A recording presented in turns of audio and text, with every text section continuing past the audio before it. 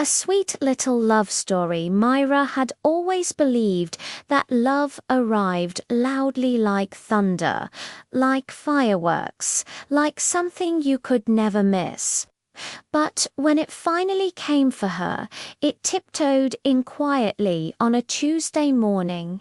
She was sitting in her favorite cafe, the one with mismatched chairs and the smell of roasted beans drifting like a blanket.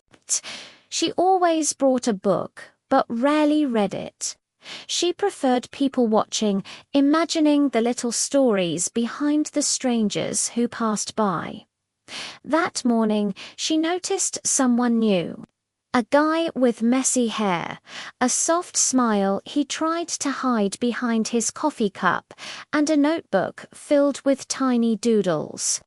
He looked like someone who carried sunshine in his pockets but wasn't sure how to share it. Their eyes met by accident, and then again not so accidentally. The third time, he laughed under his breath.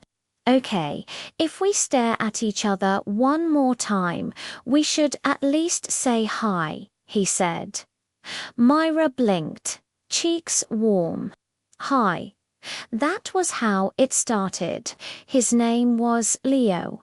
He was a graphic designer who worked remotely and used the cafe as his unofficial studio. He loved rainy days, terrible puns, and any dessert involving caramel.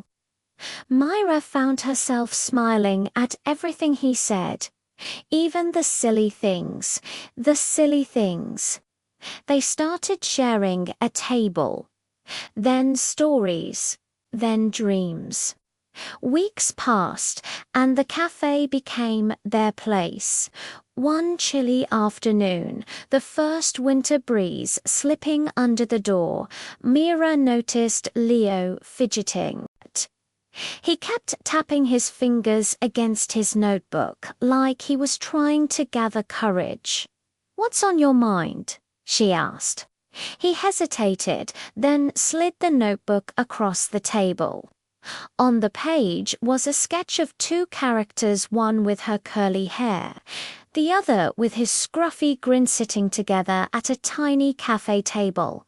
Underneath was a sentence: "Can I call you mine?" Myra felt her heart melt like warm sugar. She looked up and saw him watching her with hopeful eyes, vulnerable and brave at the same time. "Yes," she whispered, smiling so wide her cheeks ached. "You already do."